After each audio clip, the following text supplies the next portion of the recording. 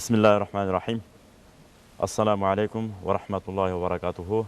Allah Taala'nın rayımı, berekesi, tınçlığı sizlerge jağan bolsun.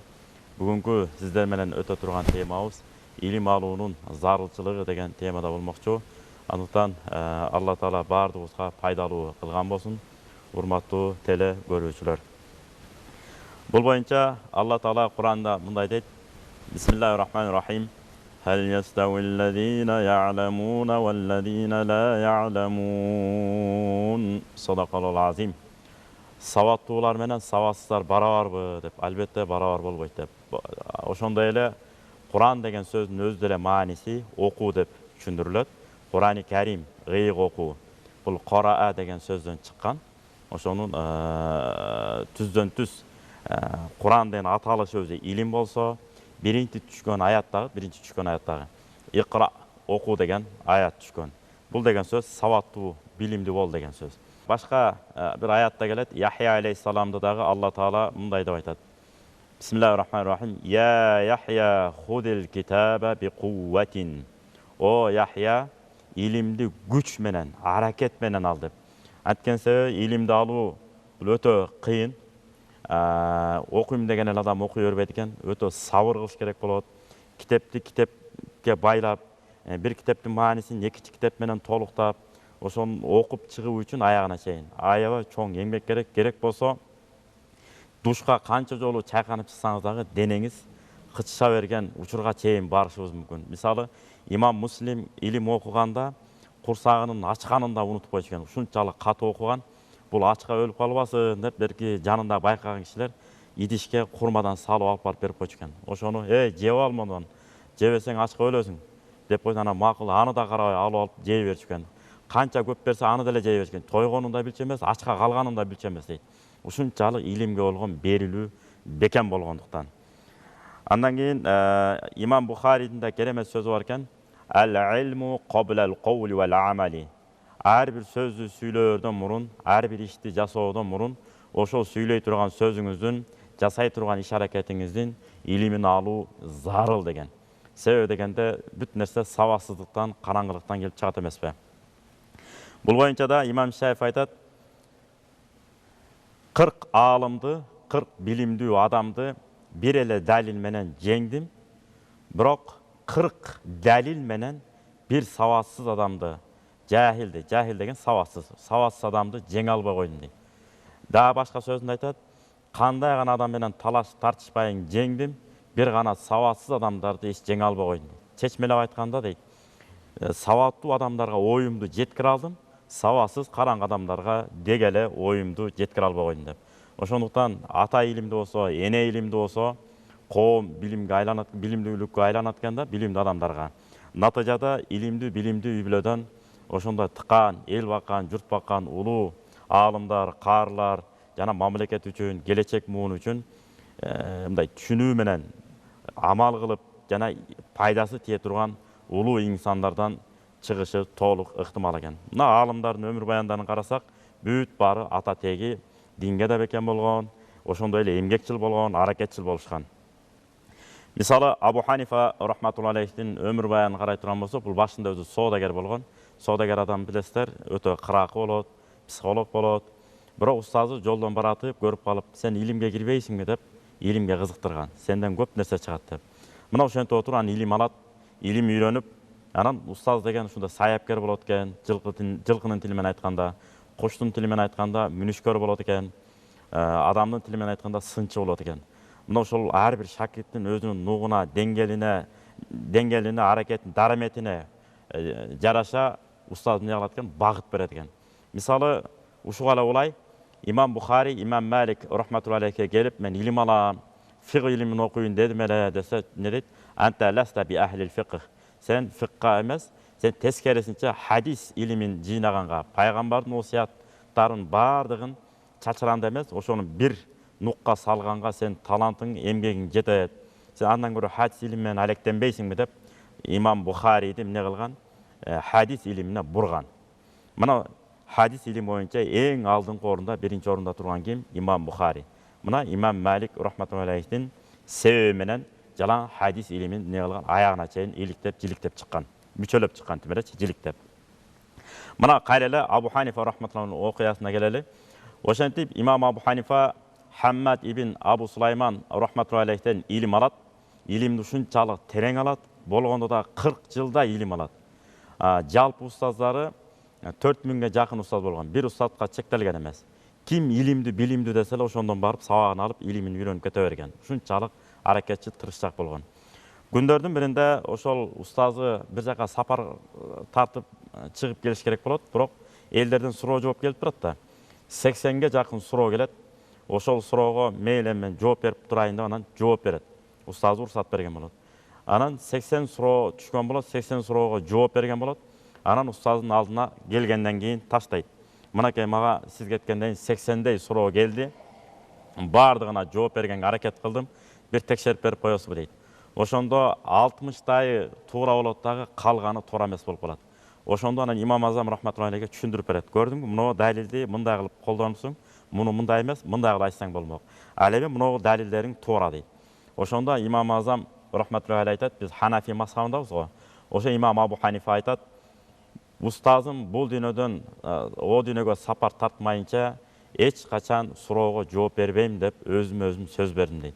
Бул деген сөз устаз тирүү кезде фатва бербе деген сөз эмес. Маселе айтпа, суроого жооп бербе деген сөз эмес. Болгону устазыңдын илимин аягына чейин үйрөн, устазың бата бергенден кийин анан кийин суроо жооп койсоң болот деген маани болуп атат. Анткени себеби ар бир сөз, ар бир айтылган маселе далил менен, негиз менен болуш керек. Буга албетте ата-энелердин орду чоң болот экен. Эч ким ма ахадун улида алиман дейт. Эч ким төрөлгөндө эле аалым болуп төрөлүп калбайт экен. Сөз түрдө ага күжүрмөн, аракет, тырышчактык керек. Анан муну аң сезимдин тунуктугу, зиректик керек. Анткени ар бир бала ар кайсы жакка бөлүнөт экен. Бир адам бар чарбачылыкка жөндөмдүү, бирөө дыйканчылыкка, бирөө багбанчылыкка, бирөө устачылыкка, бирөө дагы башка илимдерге жөндөмдүү, бирөө медицинага, дарыгерчиликке. Мына ошол сыяктуу ар бир бала кайсы нерсеге жөндөмдүү болсо, ошол нерсе менен алектенген оң экен. Кээ бир адамдар бар, мындай дини илим болобу, жана мамлекеттик илимдер болобу, мына ошондой светтик илимдер бүт бардыгын ордорду менен иликтеп чыкканга жөндөмдүү бала болсо, ошол жакка кармабай эмне кылышыбыз керек? Багыт берип алдыга түртүшүбүз керек экен. Мына ошолордун бири имам Малик рахматуллахи алейх төрөлөрдөн мурда мунун окуясын карай турган болсок, атасы абдан Мадина шаарында белгилүү үй бүлөдөн болот. Анан үйлөнөм деп аттанып калат, баягы турмуш курайын деп аракетин көрөт. Анан атасы эмне кылат? Балам, мен сага кыз таап койдум. Ушунчалык жакшы жердин такыба кызын таап койдум. Кудайдан корккон деп. Анткени билебиз, Кудайдан корккон, түшүнүгү, аң сезими кенен, илимди, билимдүү эне келе турган болсо, адамгерчиликтүү. Демек ал үйдөн адамгерчиликтүү, илимди, билимдүү балдар чыгат эмеспи? Ошол сыяктуу ар бир ата-эне эмне кылат? Кам көрөт баласына. Кой мен балама илимди, билимдүү, сабаттуу, адамгерчиликтүү, ыймандуу бир келин алайын деп издейт эмеспи? Ошол сыяктуу имам Маликтин атасы дагы келин издеп отуруп акыры табат. Анан адатта аларда салт ушундай экен, макулдашып койгондон ата-эне макулдап үйлөнө берген. Ошондон анан экөө үйлөнүп, бетин жаап койгон болот тосмо менен. Анан үйүнө келет, той бүтөт, никелери кыйлат.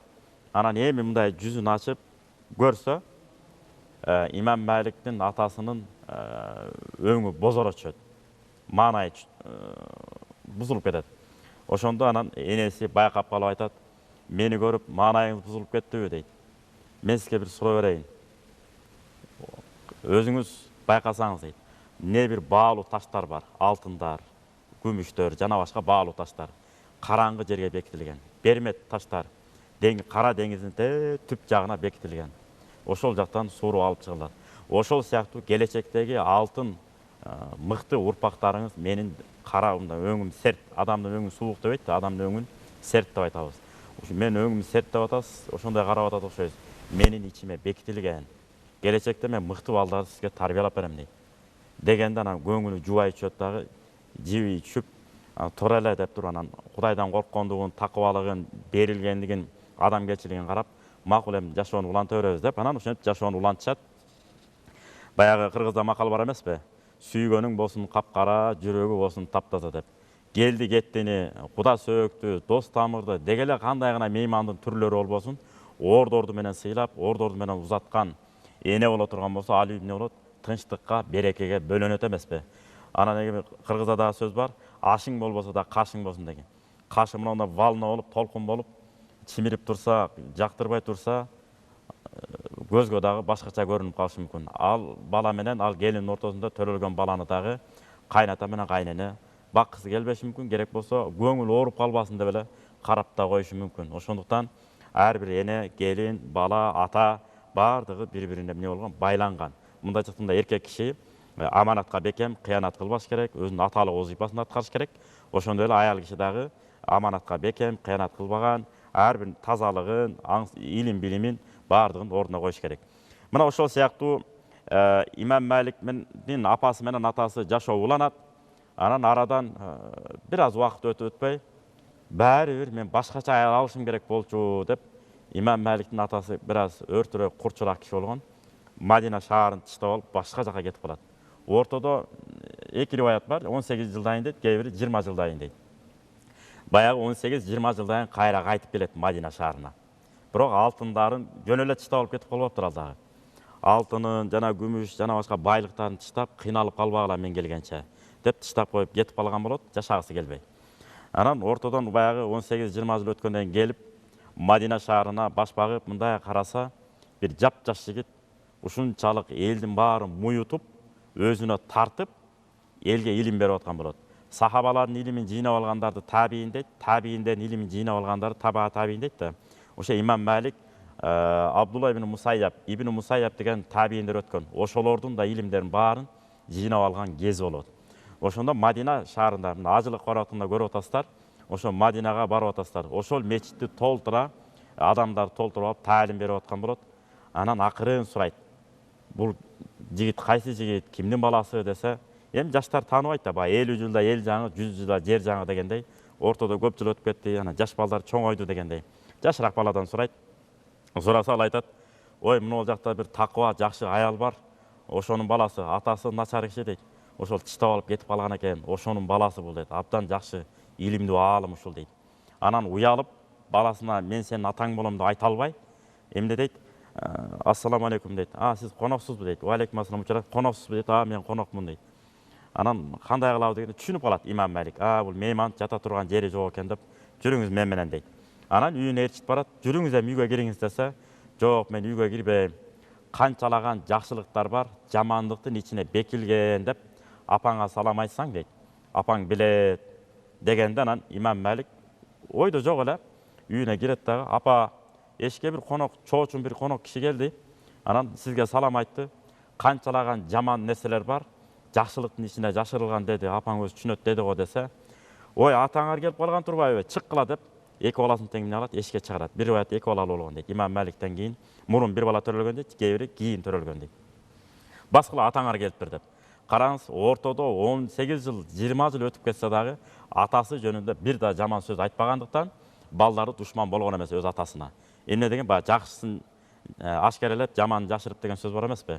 Мына ошондой кылып, энеси байкуш силерди багам деп жүрөт, балким бир нерселерге кабылып калгандыр, келет Кудай буйруса деген сыяктуу жакшы сөздөр менен айта бергендиктен балдары жылуу маанайда тозуп алышты. Мына илимдин пайдасы. Андан кийинкиси Имам Шафи боюнча да сөз кылсак, бул Палестинада төрөлүп ошол жакта чоңоёт. Бул пайгамбарыбыз менен, пайгамбарыбыздын бабасы менен биригет, Абдуманап менен. Абдуманап аттуу чоң атасы өткөн го пайгамбарыбыздын. Ошо менен бул Имам Шафинин ата теги түбү Санжырага салганда, ошол жакка барып биригет. Имам Шафинин атасы Имам Шафи экиге чыкканда эле бул дүйнөдөн өтүп кетет. Бул экинчи имам.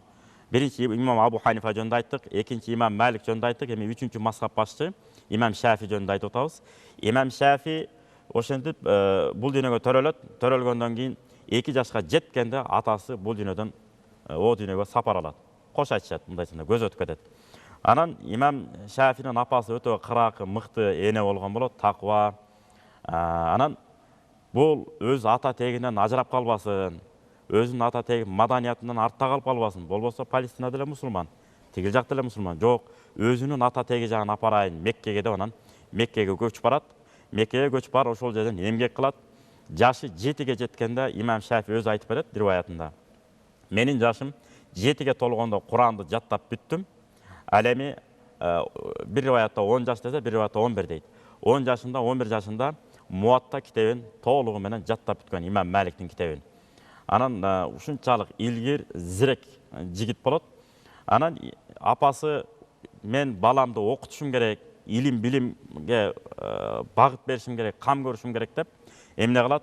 Апасынын артынан калбай жүрөт, бирок апасы эмне кылат? Өзү ээрчитип жүрүп эле, жанында ээрчитип жүрүп эле. Илимге, билимге, Куранга ыктап жүрө берген экен. Мына ошентип апасы, имам Шафинин апасы эмне кылат? İmam Malik'e kantip jolugam deydi. Özü мүнөзү катаал, оор, катуу тартипке бекем киши болот. Убактысы да жок. Анан падышага кайрылат, Меккенин падышасына. Мен баламды имам Маликтин окуу жайына окутайын дедим эле. Кантип окутсам болот десе, бар окута бергиле да десе, кирүү кыйын экен, аябай дейт. Ошого бир кичине мындай баракча жазып берсеңиз, мына мен балам дейт, 7 жашында Куранды жаттады. Ошол имам Маликтин Муатта хадис жыйнак китебин мына 10 жашка жетти, жаттап бүттү десе, макуланда деп вазирине кат жазат анан. Кат жазып кызматчысына вазир аркылуу дайындайт. Катты жазып имам Маликке ассаламу алейкум ва алейкум салам, ушул баланы кабыл алып кой, окутуп беришиңизди суранабыз деп. Анан ошол вазир алып алып, ушундан башка ишке жумшаса мен баарын аткарат элем. Ушу имам Маликке жөнөтпөй эле койсо болмок деп сүйлөнүп атып кетет экен. Ушунчалык тартипке катуу, убактымды албагыла деп илимге ушунда өмүрүн арнап, өмүрүн байлап койгон киши болгон да имам Малик. Ошентип анан падышанын катын берет. Падышанын катын бергенден катты окуп, имам Малик көзүнөн жаш чыгат экен. Мага сабак алам деп келген балдардын кабыл алынуусу ушунчалык татаалдашып кеткенби? Демек буга чейин да далай балдарды кетирген окшойм. Мындай кылбагыла, ким илимге жөндөмдү, эшик ачык болсун. Мындай болбойт деп имам Малик өзүн аябай ыңгайсыз болуп, Алла Тааланын алдында кантип жооп берем деп ызаланган экен. Анан ошондо имам Шафини апасы имам Маликке тапшырып атып не деген сөз айткан? Эми мына балам, сен Муатта китебин жаттап бүттүң. Жанагы Куранды жаттап бүттүң. Эми ар бир сөзүңө далилди кантип келтиргенди үйрөнүп алышың керек десе деле болмок. Жок, анткен жок. Хадисти жаттап бүтсө дагы эмне дейт? Эми устазыңан биринчи адепти үйрөн дейт. Андан кийин илимге аракет кыл дейт. Ошентип колунда жүрдү. Араб тилин кээ бир алымдар айтат 11 жыл окуган дейт. Ушунчалык өзү араб болбосо, ушунчалык терең өздөштүрүп. Ошон үчүн имам Маликтин таалимин алып бүткөндөн кийин апасы айтыптыр. Имам Маликтин бүт илимин жыйнап алды. Бир гана мүнөзү катаалдыгын, катуу мүнөзүн ала алган жок. Себеби мен балам өтө жумшак болгон дейт. Ошон үчүн сөзүм ушу менен жыйынтыктайын. Шарият илими боюнча нары бери талкуулап айтыш үчүн сөзсүз эле араб тилин билиш шарт. Кандай гана илим болбосун, ошол илимдин өтөрүнө чыгып, ар бир иштин өзүнүн ээси сүйлөбөсө, бул шарият боюнча күнөө деп эсептелет. Анткени Хасан Басридин да керемет сөзү бар. Ахлакатхумал уджмату. Мусулман арабтарга кайрылып айткан, сабатсыз арабтарга. Эй, сабатсыз арабтар, мусулмандарды араб тилин тантыр, тунтур сүйлөгөн мусулмандар талкалады дейт. Араб тил билбегендер жөнүндө сөз да кылгысы келген жок. Анысары Кудай Таалам ар бирибиздин үйүбүздөн аалымдарды жана каарылардын чыгуусуна жараткан өзү насип кылсын. Халид ибн Валид радиялlahu айткан экен, силер улут коом болуп жашагыла, улут экениңерди, коом экениңерди далилдеп турган бирден байрагыңар, флагпа, желеңер болсун, ошол жерге кулап калбасын деген экен. Анысары биздин кыргыз мамлекетибиздин сонун байрагыбыз бар. Ата-бабалар бизге аманат кылып калтырып кеткен. Кудай бириз ушул байрагыбызды илим жагынан, өнөр жагынан, чар тарабынан жана ислам дининин баалуулуктары жагынан жайылта турган аалымдардын, каарылардын жана эл баккан, журт баккан улуу инсандардын чыгышына ар бирибизди себепкер кылган болсун. Ассаламу алейкум ва рахматуллахи ва баракатуху.